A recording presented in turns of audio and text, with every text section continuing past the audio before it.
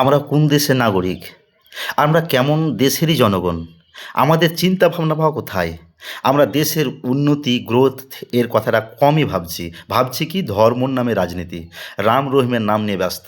একে অপরকে হানাহানি, মারামারি, কাটাকাটি, এসআইআর, এনআরসি চালু।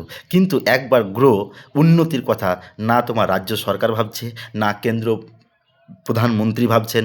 সবাই মনে হচ্ছে যে এক ধাপে থেকে গরিবী অবস্থায় থাকবো, আর মানুষের মধ্যে জ্ঞান এর সঞ্চারটা তো উঠিয়ে নেওয়া হয়েছে। আর জ্ঞান উঠিয়ে মানুষকে পুরোটাই মূর্খর দিকে ঠেলে দিচ্ছে। যতদিন মানুষ অসভ্য, মূর্খ, অশিক্ষিত হচ্ছে দিনকে দিন, তত এই দেশের অবস্থা আরও খারাপ হচ্ছে।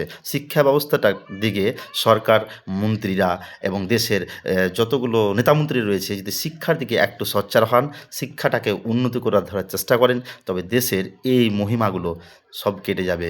এসআইআর, এনআরসি, মানুষের হিন্দুত্ববাদ, মুসলিম মতবাদ, এই জিনিসগুলো মানুষের জীবন থেকে সরে যাবে, এটা আশা করছি। কেন, জ্ঞান এমন একটা জিনিস যেটা মানুষের মধ্যে থাকলে সে ভুল করলে সেই ভুলটা বুঝতে পারে, কিন্তু যারা অজ্ঞ, মূর্খ, যাদের মধ্যে জ্ঞানের সঞ্চার নেই, তারা দেশ সম্পর্কে কী বুঝবে, সম্পর্ক সম্পর্কে কী বুঝবে, এই বিষয়গুলো একটু ভাবার রয়েছে। তাই এই জাতি ধর্ম নির্বিশেষে এই বিবাদ থেকে দূরে থাকেন, জ্ঞানের দিকে সঞ্চার হন, শিক্ষিত হন, দেশের উন্নতির কথা ভাবেন।